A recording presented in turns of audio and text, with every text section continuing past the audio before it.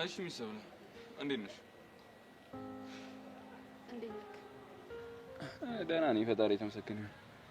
ባይዘው እስከ ዛሬ ልቤን አላምንም ነበር። ዛሬ ግን በቃ አመንኩት። በምን ጉዳይ?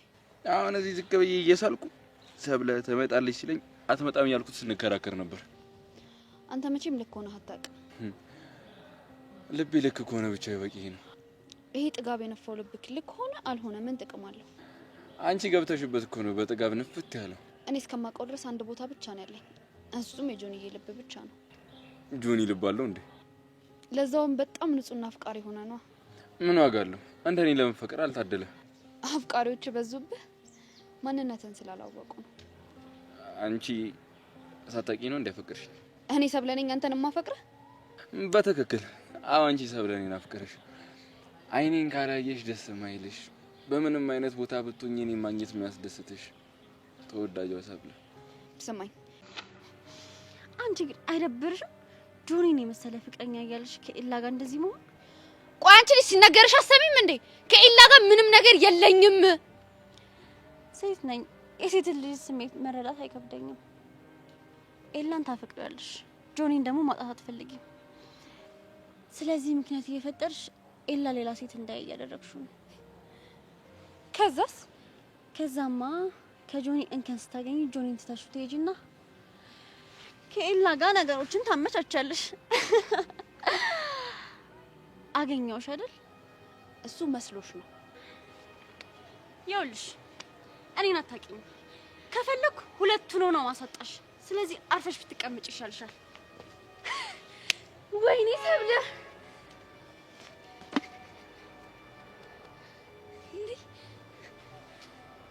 እቺ ልጅ ድንገት መጣ ህይወቴ እንደዚህ ትበጥብጣው። ኤላን እስካሁን ትኩረት አልሰጠውትም ነበር። ላንቺ ልስል በእኔ ፍቅር ጨርቁን እንዲጥል ባላደርገው እኔ ሰብለ አይደለም። ሰላም ሰላም፣ ውዴ ቻናል ቤተሰቦች እንዴት ናችሁልኝ? እንኳን ወደ እኔ ቻናል በሰላም መጣችሁ። አፍላ ፍቅር በአፍላ ፍቅር እንግዲህ በባለፈው ክፍል ላይ በክፍል 249 ላይ እንግዲህ ኤላ ካሌብንና ጆኒን ብቻውን ያለ ናታን እርዳታ ቅጥቅጥ አድርጎ እንደደበደባቸው አይተን ነበረ። እንግዲህ በሰዓቱ አንድ ችግር ሊፈጠር ነበረ።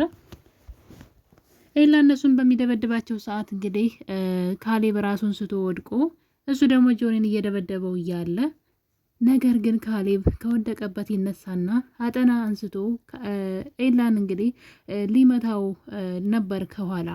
በዚህ ቅጽበት እንግዲህ ብርክቲ ድንገት እየተከታተለቻቸው ስለነበረ ያሉበት ግጥሚያ ያለበት ቦታ በዛ ቅጽበት እንግዲህ ደርሳ ኤላን ከጉዳ ወጥተዋለች። ምክንያቱም አሁን ጥሩ ሁኔታ ላይ ላይሆን ይችል ነበረ። በዛ ላይ በአጠና ነው ከኋላ የሚመታው። እንግዲህ ቅንጭላቱ ሊመታው ይችል ነበረ እና በዚህ ሰዓት እንግዲህ ድንገት ብርክቲ ብቅ ትላለች ማለት ነው። ያሉበት ቦታ በጣም ጎድጓዳ ስለሆነ እሷ ከላይ ትንሽ ብቅ ስትል ነበር። እንግዲህ ካያችሁ ልቤ ብላ ኤላን ትጠራዋለች። ኤላ በቅጽበት ዘወር ብሎ እንግዲህ ልጁን ይመታዋል በእግሩ ማለት ነው። እና በካልቾ ነው የመታው። በነገራችን ላይ እዛው እንደተቀመጠ ነው እንግዲህ ካሌብን ወገብ ዛላሆና ብሎ እዛው ያጋደመውና ነገር ግን ካሌብ ልቤ የሚለውን ድምጽ ሰምቷል ማለት ነው። ልጅቷን ዞሮ ለማየት ግን ኤላ ጊዜ አልሰጠውም። እዛው እንዳለ ነበረ የጣለውና መሬት ላይ ዙሮ ማን እንደመጣ ማየት አልቻለም። ብርክቲ ነበረች። ነገር ግን ድምጿን ሰምቷት ነበር በትክክል ካሌብ ማለት ነው። እና እንግዲህ ከደበደባቸው በኋላ ብርክቲን ይዞ ከዛ አካባቢ ሩጠው ነበር የሄዱት። እና ከዛ በኋላ እንግዲህ ብርክቲና ኤላ ተጣልተዋል ማለት ነው። ኤላ በእኔ ምክንያት ችግር ውስጥ እንድትገቢ አልፈልግም፣ እኔን አፍቅረሽ የምትሰቃየው አንሶ ሌላ ችግር ቢገጥምሽ ራሴን ይቅር አልለውም በማለት ከዚህ በኋላ በእኔ ችግርና በእኔ ጸብ ውስጥ ጣልቃ እንዳትገቢ ቢላትም እሷ ግን ብችል ራሱ ብደባደብ ደስ ይለኛል፣ አንተ ችግር ውስጥ እየገባ ዝም ማለት አልችልም ስትለው እንግዲህ እንደዛ ከሆነ ከኔ መራቅ አለብሽ በማለት ከዚህ በኋላ እንዳትደርሽብኝ ወይም ደግሞ ከኔ አጠገብ እንዳትደርሽ ብሎ እንግዲህ ትልቅ ማስጠንቀቂያ ሰጥቷታል። ታዲያ እንግዲህ ብርክቲ ከዚህ በኋላ እያደረገች ያለችው ነገር ትንሽ ለኤላ በጣም አስጊ ነው ማለት ነው። የኤላ ጥላቶች የሆኑትን ካሌብንና ጆኒን በጣም መቅረብ ጀምራለች፣ ወይም ደግሞ የእነሱ ግሩፕ ውስጥ መገኘት ጀምራለች። በሌላ በኩል ደግሞ ከምንም በላይ እሷ በዛን በድብድቡ ቦታ ላይ ተገኝታለች ብለው ካሌብና ጆኒ እየጠረጠሯት ይገኛሉ።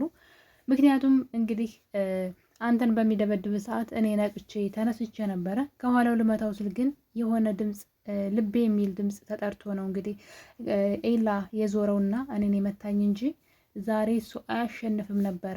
ስለዚህ እዛ ቦታ የመጣችው ሴት አንዲት ሴት ያ ድምፅ ደጋግሜ ስሰማው የብርክቲ ድምፅ ነው። እዛ ቦታ ላይ የመጣችው ብርክቲ ናት በእርግጠኝነት ብለው እንግዲህ ብርክቲ ለማውጣጣት እየሞከሩ ይገኛሉ። በሚገርም ሁኔታ ብርክቲ ደግሞ በጣም አደገኛ ልጅ ናት። ምንም ነገር ማድረግ የምችል ከኤላ የባሰች ይለኸኛ ናት በነገራችን ላይ። እና እንግዲህ በእነሱ ቤት እነሱ ብልጥ መሆናቸው ነው እና እሷን ለማውጣጣት እንግዲህ ያልሄዱበት መንገድ የለም። እሷ ግን ምንም እንዳላወቀ መስላ እንግዲህ ስታያቸው ምን ኩናችሁ ነው ምን ገጥሟችሁ ነው በማለት ስታስተዛዝናቸው ነበረ። ፈጣሪ ማራችሁ እያለች እንግዲህ ካሌብስ ተጎድታ ነው እያለች እንግዲህ ወሬዋን ትቀጥላለች። ነገር ግን ጆኒ አንድ ጥያቄ ጠይቃት፣ እንዴት ቻልሽበት ማስመሰሉን የድብድቡ ቦታ ላይ ነበርሽ እኮ ሲላት፣ ማኔ እንዴት ነው እንደዚህ ሊሆን የሚችለው? ጭራሽ እዚህ ትምህርት ቤት ውስጥ አዲስ ድምፅ የኔን ስለምትሰሙ ተመሳስሎባችሁ ነው እንጂ በማለት የጆኒን አፍታ ዘጋዋለች። ጆኒም እንግዲህ በነገሩ ደንግጦ ዝም ብለዋል። ልጅቷን ለማውጣጣት እየሞከሩ ነበረ። በዛ ላይ እንግዲህ ካሌብም አላረፈም። እዛ ቦታ ላይ የአንቺን ድምፅ ሰምቸዋለሁኝ ብሎ ሲላት፣ እንዴት ነው ነገሩ? በጋራ ነው እንደ እናንተ ሰዎች ያፈቅራችሁኝ? ከኔ ፍቅር ይዟቸዋል ማለት ነው አንተና ጆኒ በማለት ለካሌብም ስትመልስለት ነበረ። እንግዲህ ይህን ነገር ታዲያ ቀድሞ ኤላ አስጠንቅቋታል። እዛ ቦታ ላይ መገኘትሽ ትልቅ አደጋ አለው፣ ለአንቺ ይጎዱሻል። ስለዚህ እንደተገኘች በፍጹም አንቺ እንደነበርሽ ያ ድምፅ ያንቺ እንደነበረ ማወቅ የለባቸውም ሸምጥጭ ብሏት ነበርና ቀድሞ እንግዲህ እሷም እንዴት መጫወት እንደምችል እኔ ያውቅበታለሁኝ አንተ እንድታስረዳኝ አልፈልግም ብላለች። ከኤላ ጋር ተጣልተዋል፣ ወይም ደግሞ ኤላን ለማናደድ የሆነ እርቀት እየሄደች ትገኛለች። አሁን ላይ እሷ ወደ እነሱ ጎራ ሄዳ እንግዲህ ከካሌብ ጋር ፍቅር መጫወት ጀምራለች። ኤላ ካጠገቤ እንዳደርሺ ካላት በኋላ ለእሷ ደህንነት ብሎ ነው እንግዲህ እንድትጎዳ አይፈልግም። አስቡት፣ ተወደዋለች፣ እሱ ደግሞ አይወዳትም በፍቅር ደረጃና ሌላ ደግሞ ችግር በሱ ምክንያት ውስጥ እንድትገባ ስላልፈለገ ነው። እሷ ግን እሱን ሌላ ችግር ውስጥ ለማስገባት እንግዲህ እንደምታዩት ከካሌብ እና ከጆኒ ጋር ገጥማለች ማለት ነው። ወደ እነሱ ግሩፕ የተቀላቀለች ይመስለኛል። ያም የሆነው እንግዲህ አጠገቤ አትድረሽ የተባለውን ትዕዛዝ ከሰማች በኋላ ነው። እሱን ለማናደር ለማስቀናት እየሄደችበት ያለው እርቀት ይመስለኛል። እሱ ፊት እየነሳት ነበረ እንዳትጠጋ ወይም ደግሞ እንደ በፊቱ እንዳትሆን ማለት ነው። እና ይህንን ነገር ተጠቅማ እንግዲህ ካሌብን ሂዳ ከእሱ ጋራ የሆነ ሌላ አይነት ግንኙነት አስመስላ እንግዲህ እያስመሰለች ግንኙነት ጀምራለች። ይህ ነገር ልክ እንዳልሆነ ኤላ ሊያስረዳት ቢሞክርም እሷ ግን አንተ ስለተጣላቸው እኔ ያልጣላቸውም፣ በዛ ላይ ደግሞ ከአንተና ከነሱ ውጭ ማውቀው ሰው የለም በማለት ከኤላ ጋር እልህ ተጋብታለች። እስከ መቼ እንደሆነ ባላውቅም ማለት ነው። ይሄ ነገር ግን ለኤላ ጥሩ አይሆንም። ምክንያቱም ካሌብም ሆነ ጆኒ እሷን ተጠቅመው ኤላን ሊጎዱት ይችላሉ። ምክንያቱም እሷን ጎዷት ማለት ኤላ በቀላሉ አይለቃቸውም። በሌላ በኩል ደግሞ ሰብለ እንግዲህ ጆኒን ማን እንደመታው ብትጠይቀውም ሊነግራት አልቻለም። ለምን ወሬው እንዲሰማ እንዳልተፈለገ ባላውቅም እንግዲህ በባለፈው ካያችሁ ጆኒ የኤላን እጅ ሰብሬዋለሁ ብሎ ያው እሱ ይሁን አይሆን አይታወቅም። ኤላም እሱ እንደሰበረው አያውቅም። የሰበረው በኒንጃ ሙድ የሚመጣው ሰውዬ ወይም ደግሞ ኒንጃው የሚባለው ነው፣ ባለማስኩ ማለት ነው። ታዲያ እንግዲህ በዚህ ሁኔታ እያሉ ግን እሱ እኔ እንደመታው አስወራልኝ ብሎ ለክብሩ በጣም ነው የሚጨነቀው ጆኒ። ግን አሁን ኤላ ሲደበድባቸው ነገሩ ትምህርት ቤት ውስጥ ማንም ሰው እንዲያውቅ አልተፈለገም። ሰብለ እንኳን ጆኒና ካሌብን ማን እንደደበደባቸው ማወቅ እየቻለች አይደለም። አሁን ላይ ሰብለን እንግዲህ አለምና ብርክቲ ጠምደው ይዘዋታል። ሰብለ በድብቅ እንደተለመደው ኤላ ማግኘት ጀምራለች። ብርክቲ ደግሞ ከስሯ እየተከታተለቻት ነው። የት ምን እንደምታደርግ ሰብለን ስትከታተላት ነው የምትውለው። በዛ ላይ አለም ደግሞ ግልጽ የምታውቀው ነገር ነው። ስለዚህ ሁለቱም እንግዲህ ከኤላ አጠገብ ባገኟት ቁጥር ዓይንሽን ላፈር እያሉ እያንገበገቧት ይገኛሉ። ሰብለ እስከ ዛሬ ድረስ እንግዲህ ኤላን እንደምታዩት ስትግደረደር፣ እሱ ደግሞ እንድትወደው አድርጓታል። ወደዋለች። በቃ ይህን ማድረግ ችሏል። እሱ ከጆኒ እሱን እንድታፈቅረው አድርጓታል። ጆኒን ፍቅረኛ አድርጋ ይዛ እሱን ደግሞ እንድታፈቅረው ከልቦ አድርጓታል። እንግዲህ ነገር ግን ደግሞ ጆኒን ያለ ምክንያት ትታ ወደ ኤላ መሄድ አትችልም። ያ ከባድ ነገር ነው። ስለዚህ እየተግደረደረች እንግዲህ ብርክቲ ብትመጣም አሁን ላይ ግን ብርክቲ እዚህ ትምህርት ቤት እግሯ ከረገጠ ጊዜ ጀምሮ ሰብለ ጥምድ አድርጋ ይዛታለች። ምንም አላደረገቻትም። በነገራችን ላይ የምታሳብበው በጆኒ ነው። ነገር ግን ጉዳዩ እሱ አይደለም። የኤላ ፈላጊ ወይም ደግሞ የኤላ አፍቃሪ መሆኗ ነው እንጂ ስለ ጆኒ ተጨንቃ አይደለም። በእርግጠኝነት ግን ስበብ ስላገኘች ምክንያቷ እሱ ነው። በቃ ከጆኒ አጠገባየውሽ ነው እያለች እና እንግዲህ ልጅቷን በገባችበት እየገባች እያንገበገበቻት ነው እሷን በተራዋ።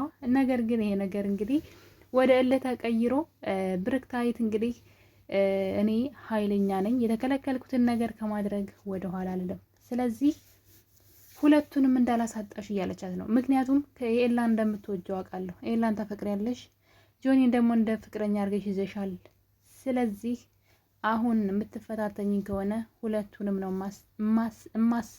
ምንድን ነው የሚባለው ማሳጣሽ፣ ይቅርታ ለአማርኛ፣ ሁለቱንም ነው ማሳጣሽ እያለች እንግዲህ ብርክቲ ሰብለ ላይ እየፎከረችባት ነው። ይሄ ነገር ሰብለ የምታደርገው ነገር ጠፍቷታል። ምክንያቱም እኔ የተሻልኩ ነኝ ብላ ስለምታስብ ሰብለ እዛ ትምህርት ቤት ውስጥ አሁን ላይ ኃይለኛ ከሷ የባሰ መጥቶባታል።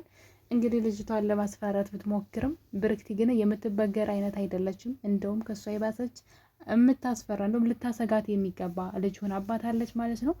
ማንንም እንደማትፈራና ምንም ነገር ከማድረግ ወደኋላ እንደማትል እንደውም ከፈለኩ ጆኒን ፍቅር አስይዤ በፍቅሬ ጠብር ግፍ ካረኩት በኋላ ተወዋለሁኝ እልህ ተጋብቼ እንደነበረ ነግረዋለሁ ብላ እንግዲህ ሰብለን ጭስ እያረገቻት ነው። ታዲያ ሰብለ እንግዲህ በዚህ መሀል ምንድን ነው ያሰበችው? እስከ ዛሬ ድረስ ለኤላ ብዙ ትኩረት ሰጥቼው አላውቅም አለች። ከዚህ በኋላ ግን ኤላ በእኔ ፍቅር ጨርቁን ጥሎ እንዲያብድ አድርገዋለሁ እያለች ነው። እንግዲህ የፉክክር ቤት ሳይዘጋ ያድራን ይባላል። አሁን ላይ ሁሉም ኤላን ታፈቅሪዋለች እያሉ ሰብለን ማለት ነው። ከዛ ደግሞ ለሀጋብተው እንግዲህ ሳትፈልግ ለኤላ ፍቅሯ የተደበቀውን ግልጽ ልታደርገው ነው ማለት ነው። ፍቅሯን እስከዛ ድረስ አምቃ ይዛ የምትሰቃየውን ፍቅር በእልህ ልትገልጠው ነው። ኤላ እንዲወዳት ወይም ደግሞ ኤላን የወደደችው ልታስመስል ነው። ተወዳዋለች፣ ግልጽ እኮ ነው። ግን ነገር ግን ለራሷ እንደዛ እያለች ነው ሰብለ የምትሸውደው። ውስጧን የምትሸውደው ኤላን እንደማታፈቅረው አስመስላ ነው እና ላለመቀበል ነው ሁሉ ነገር የምታደርገው እንጂ በደንብ እንደምታፈቅረው፣ አንድ ቀን ቢቀር ትምህርት ቤት እንደምታብድ፣ አንድ ቀን ካላየችው ልታብድ እንደምችል ታውቀዋለች። እና እንግዲህ በዚህ የተነሳ አሁን ግን የምር ያፈቀረችው ወይም ደግሞ ስሜቷን ልታሳየው ነው ለኤላ ማለት ነው። እነሱን ለማናደድ ከዚህ በኋላ ኤላ እሷን እንዲወዳት እሷም ደግሞ የወደደችው አስመስላ እንበለው ግን ትወደዋለች። እሷ ግን እንደዛ አድርጋለሁ ነው እያለች ያለችው። እንግዲህ ከዚህ በኋላ ከኤላ ጋር ፍቅር እንደምትጫወት ሰብለ እየተናገረች ነው። እኔ ሰብለ አይደለሁም ኤላን በፍቅሬ ካላሳበድኩት እያለች ነው። እንግዲህ እሱም ደግሞ በእኔ ፍቅር አብደሽ በኤላ ፍቅር አበድኩ እያለሽ ልብስሽን እየበጫጨቅሽ ጸጉርሽን እየበጣጠሽ እንድትሄጂ ነው የምፈልገው እያለ ሲፎክርባት ነበረ። አሁን ደግሞ እሷ እንግዲህ በፍቅሬ ጨርቁን አስጥዬ አሳብደዋለሁ እያለች ትገኛለች። እንግዲህ ማን ያሸንፍ እንደው ባናውቅም ሰብለ ግን የማትወጣው ነገር ውስጥ የገባች ይመስለኛል። በጣም ተነጫናጭና ኃይለኛ ሆናለች። በዛ ላይ አለምና ብርክቲ ደግሞ ጥምድ አድርገው ይዘዋታን ከስር እየተከተሉ እያሰቃዩት ይገኛሉ። እሷም ደግሞ ሁለቱንም እንግዲህ ጠምዳ ይዛለች። ጉዳዩ ከኤላ ስለደረሱባት እንጂ ስለ ጆኒ ተጨንቃ እንዳልሆነ ግልጽ ነው። እና ውድ ቤተሰቦቼ እንግዲህ አፍላ ፍቅር ክፍል 250 ይህን ይመስል ነበረ። በሌላ ደግሞ በአዲስ ቪዲዮ እስከምንገናኝ ሰላም ሁኑልኝ። ሀሳብ አስተያየታችሁን ኮሜንት ላይ ማስቀመጥ አትርሱ። መልካም ጊዜ። ባይ ባይ።